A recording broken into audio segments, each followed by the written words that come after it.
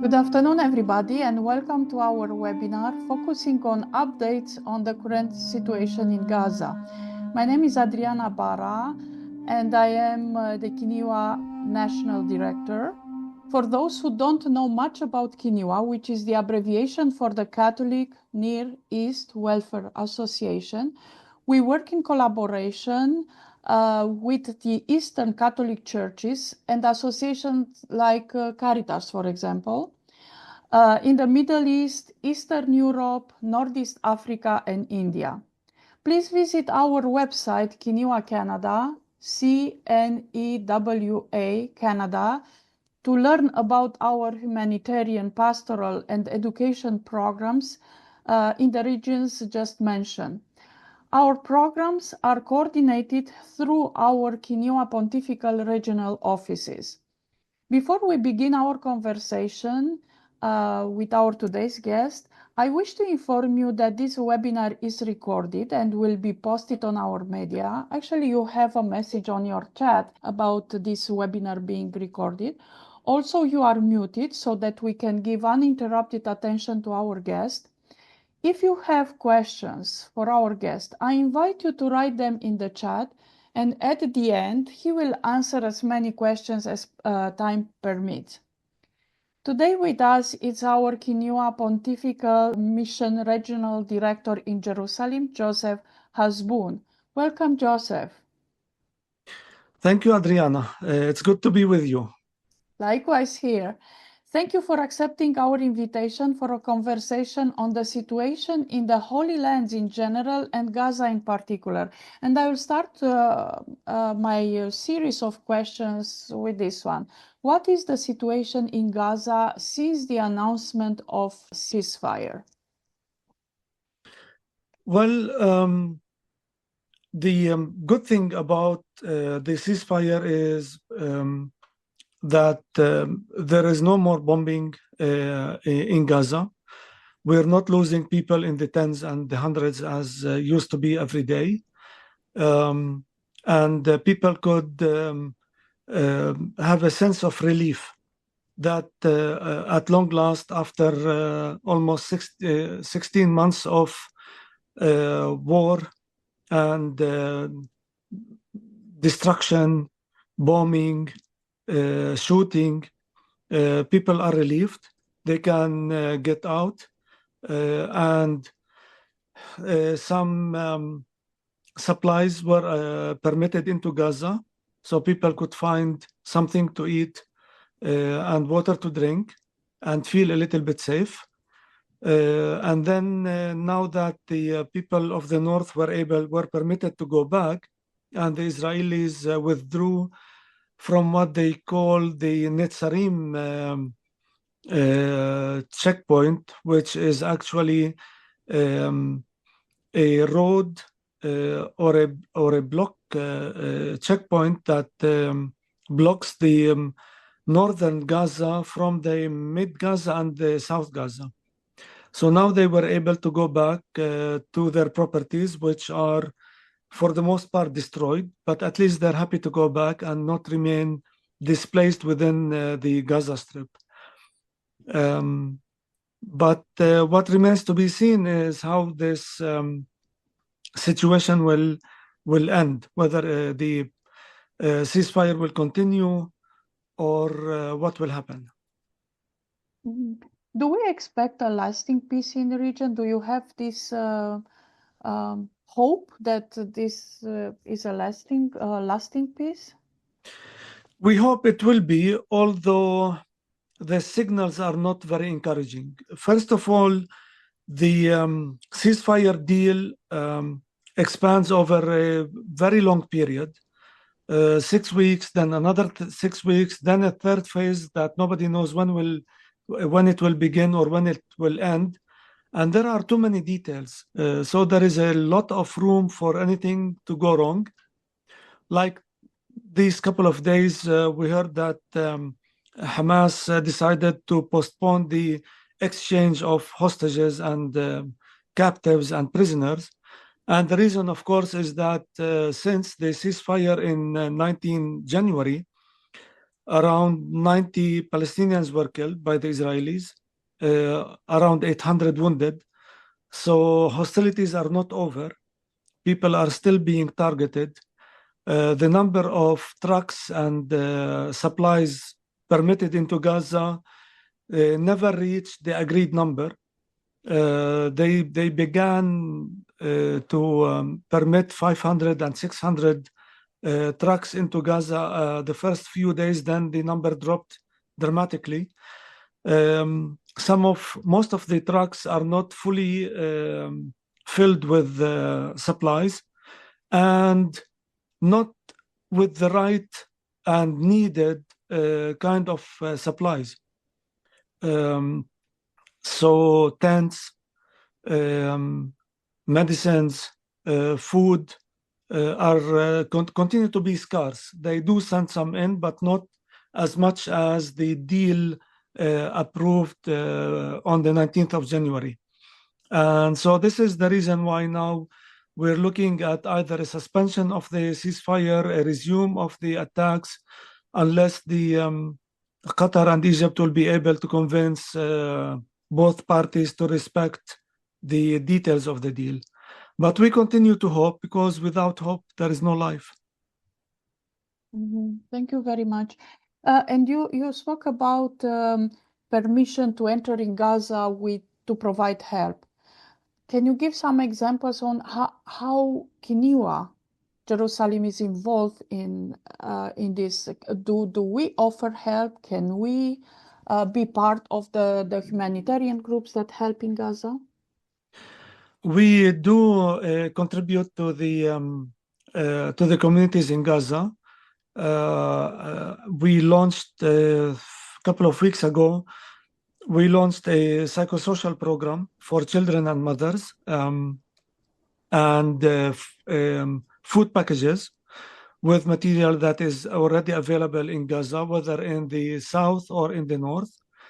And we're providing medical program through our partner Al Ahli Anglican Arab Hospital in Gaza, the only functioning hospital in Gaza City and the north, following the destruction of the other hospitals by the Israeli forces.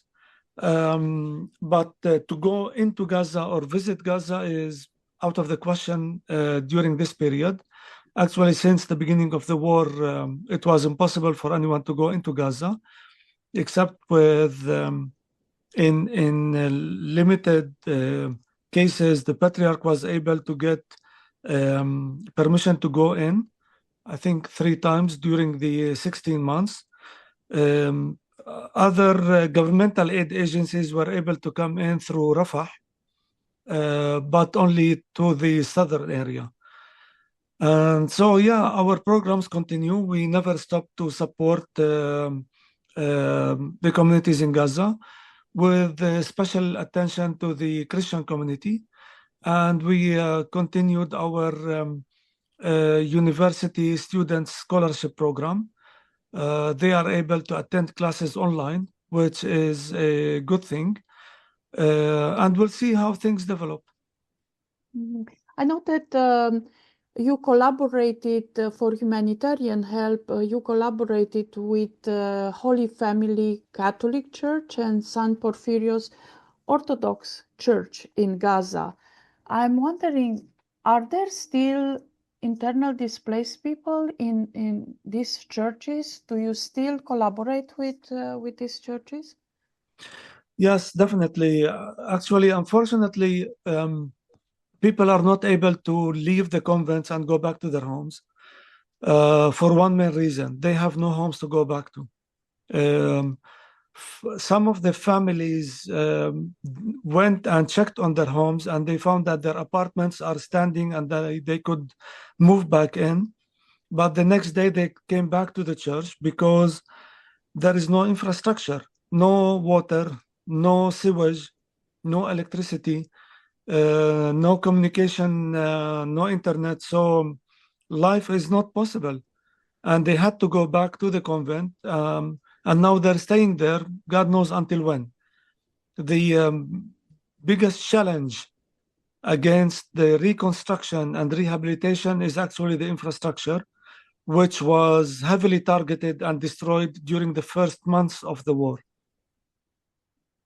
So we will continue to support the communities at both churches, but with a concentration on the community at the Orthodox Church of St. Porphyrios, because the community at the Latin Convent is cared for mostly by the Latin Patriarchate and Caritas Jerusalem, in addition to other partners working in Gaza.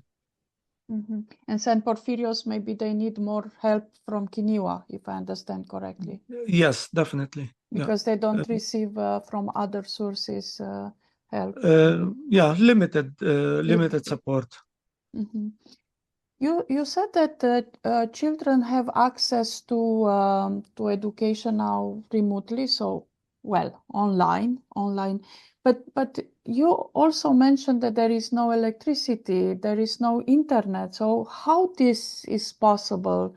How the classes are offered for children? Electricity. They use electric generators, and that's why we provide fuel for electric generators. And internet on and off. It is not stable. Sometimes our partners call once in a week or late in the afternoon when they have internet. How it is happening, really, it's a big mystery. But in some zones, in some areas, there is internet service. And so they go to those places to follow their classes online. For the children, most of the schools were destroyed. So the access to education is still limited. Some areas, they started making classrooms from tents or from whatever material they have. They build up like sort of classrooms from wood and nylon and plastic and the like. In other places, if they find a school that is still standing and not occupied by displaced people, they use it. But that's really very rare because most of the still standing schools are used as shelters for the displaced people. So it is a very challenging reality on the ground. Before I ask you the next question, I would encourage everybody in our webinar, if you have questions, to write them in the chat. We will take it at the end of our discussion. Joseph, I want to ask you about Christians, how they handle the situation, knowing that tourism is down. How do they survive? It's not only in Gaza. I'm thinking to Christians in the Holy Land. The situation in the West Bank is very difficult and challenging. As you said, the tourism sector came to a complete shutdown after October 7th. And so thousands of families lost their only source of income, which depended on the tourism industry. Hotels, restaurants, workshops, souvenir shops, all those handicraftsmen who used to sell their goods to the local souvenir shops and at hotels, it all stopped. But not only that, but in addition to that, thousands of workers also lost their work in Israel and in East Jerusalem because the Israeli government canceled all the working permits. And so the economic situation is very challenging, and people rely on support either from family members or from the church or from organizations like ours and others, Caritas Jerusalem, Pro Terra Santa, and other institutions that provide cash assistance, in addition to a number of cash for work initiatives and short-term employment programs that were launched to help people at least earn their living doing something meaningful.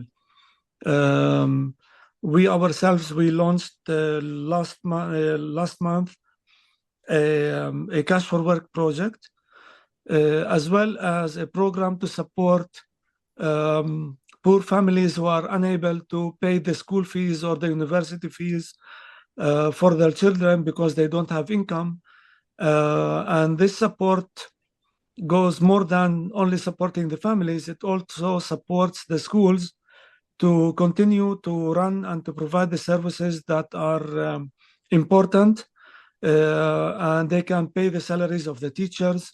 Otherwise, they will be running the education and running the schools without paying salaries.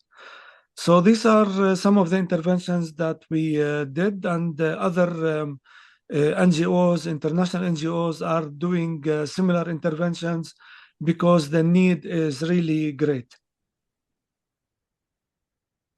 You know that CNEWA always helped and work in partnership with Bethlehem University. How is the situation in Bethlehem University? Do they have students? Do they offer classes, online classes, or do they function? The university is functioning, and students attend classes for the most part in person in the campus. The problem of the increased checkpoints and iron gates installed by the Israelis on most of the roads that and side roads that lead into Bethlehem may hinder arrival to the university for students who are coming from East Jerusalem or from remote areas like Ramallah and Hebron. Probably our guests don't know that for the past few months, but mostly during the last few weeks, Israel started installing iron gates on the roads within the Bethlehem Governorate that connects Bethlehem, Beit Jala, and Beit Sahur cities to the various towns and villages surrounding Bethlehem.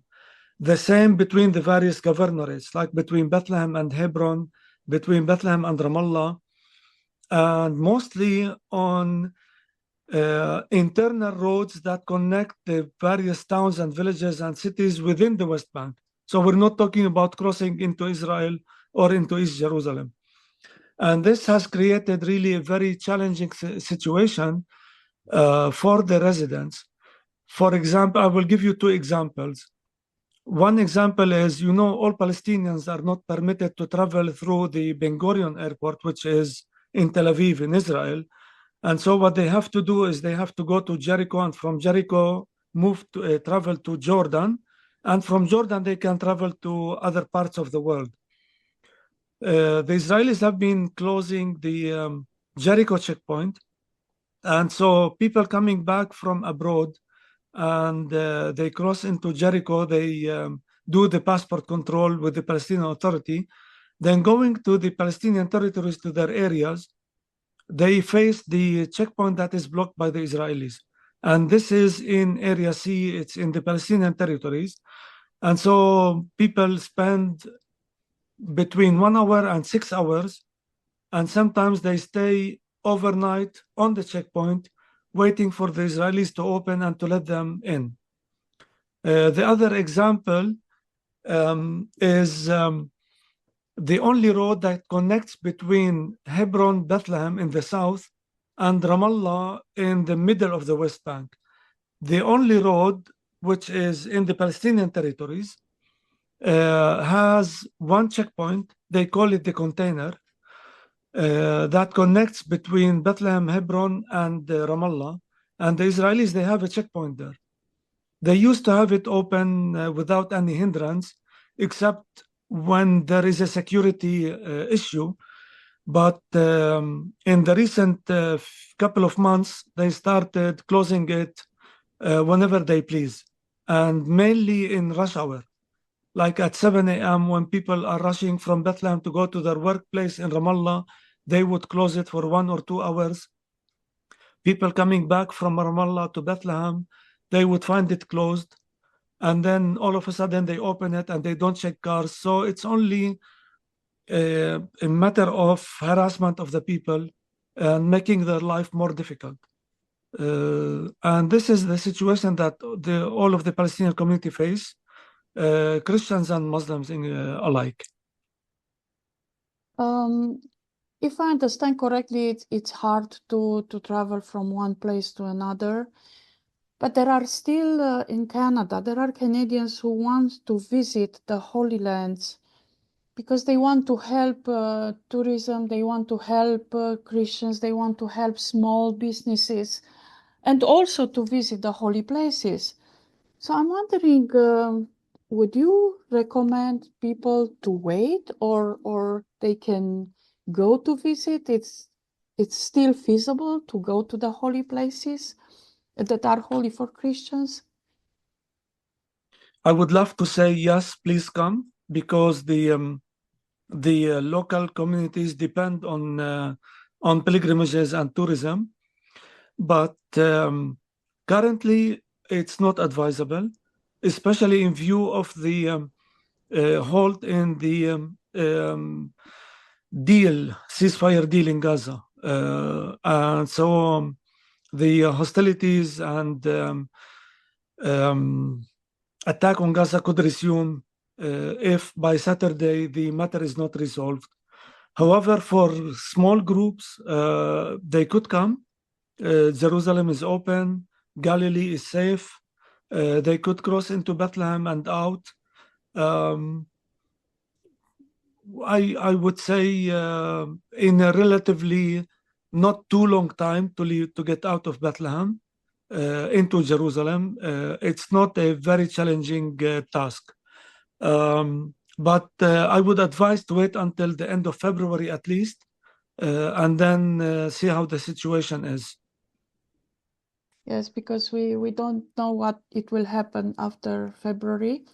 Sorry, Adriana, but we Yes. have to take into consideration also that the situation on the Lebanese front is not very calm. The Israeli army continues to have a presence in some of the villages in southern Lebanon, and God knows until when the Lebanese army or Hezbollah will permit this to continue without resuming confrontation. Mm-hmm. So the area is not a safe area for sure, and it's not settled. We have some questions in the chat, but they refer to the ceasefire in Gaza, and you already presented at the beginning of our conversation. Maybe these people were not they were not from the beginning of the webinar. My question, and we are waiting other questions. I just want to mention to Lorraine Saint-Hilaire that our webinar is recorded, and we will send it to all our donors. We will send a link. Whoever wants to see it, it will be published also, will be uploaded on our website, on our media in general, Facebook, Instagram, etc. Joseph, how can Canadian help? What would you suggest or invite them? What can we do to help and to continue our programs? I'm sure that your efforts, I know your efforts and the entire office in Jerusalem, and that you go on the ground to see and to help the education, humanitarian, and pastoral program. But how can concrete Canadian help? What would you say? What would be your message to Canadian donors? Well, first of all, we need you to really to continue to pray for the people in the Holy Land and to pray for peace, which is very important. We need to exert pressure on all people involved in the decision making or in spreading the news that all lives matter and that we are all created in the image of God.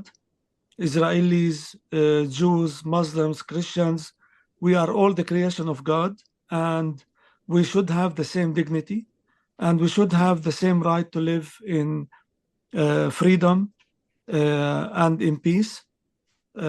This is very important. As far as support to the people on the ground, in Gaza, definitely medicines, medical aid is a priority. Food supplies, and scholarships to be able to help the students continue their education, which is very important to give them hope that life continues and that they can continue to have a future. And initially, this is it, because we cannot talk about reconstruction or rehabilitation. It's too soon and too early because there is no infrastructure. And the infrastructure requires the intervention of countries and big companies. And we don't know when this will happen. So at least to help the people cope with the situation, provide tents and shelters for the time being. In the West Bank, in Bethlehem especially, we need to continue our Cash for Work program.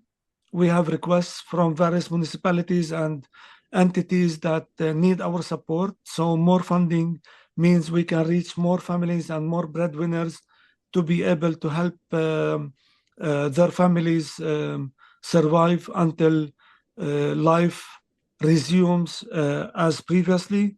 And Israel lifts the ban on the working permits in Israel, and the tourism and pilgrimage resume. In addition, education. So if we can support more needy families with school fees or university fees, as well as scholarships for university students whose parents are struggling to pay the fees. CNEWA is supporting around 15 medical students. Doctors are very much needed, whether in Israel or in Palestine. And in Israel, they even permit Palestinian doctors to work in Israeli hospitals because they need them. So provide scholarships for medical students is very important. And once they graduate, they can find employment all instantly. So this is a good program to invest in. And the other challenge for the people in the West Bank and in Gaza is medical treatment. It's there is no medical insurance that covers everything, and hospitals are costly. And so if we can provide for medical care for needy and elderly sick people and ill people, that would be a big help. So there is a lot to be done, and every dollar that we receive goes in the right place, and we make sure that it goes to where it should go and that it is spent with conscience, because we have our team on the ground and they conduct weekly and monthly visits with the partner institutions that implement the programs. And we consult always with our partners to make sure that we are up to date on the needs and on the status of things and on the projects and how they are proceeding. And I would like to thank you, Adriana, and thank also our CNEWA New York office for the support that you have been providing, whether for Gaza or for the West Bank, which was very much appreciated. But as I said, more is needed because the need is great. Thank you very much, Joseph. I appreciate very much that you start with a calling for prayer, because we need prayer. We pray for each other, and especially for people in the dearest Holy Land. And I want to thank you from the bottom of my heart for everything you do. The entire CNEWA Pontifical Mission in Jerusalem, the entire team, you work without ceasing, I know, and we appreciate very, very much. And I want to thank also to everybody who participated in this webinar, and for your generosity in prayer, and also when it's possible, if you can donate for the Holy Lands, as Joseph said, to help people in Gaza and also in the West Bank, to help students, to help pastoral program, to help education, and to help people to see that there is hope. Now, I kindly invite you to visit our website, CNEWA Canada, CNEWA Canada, to learn more about our work in the Middle East, Eastern Europe, Northeast Africa, India, and how you can help people, actually our brothers and sisters in need in these regions. So thank you very much, Joseph, for informing Canadians who participate in this webinar, and all the others who will watch our recording.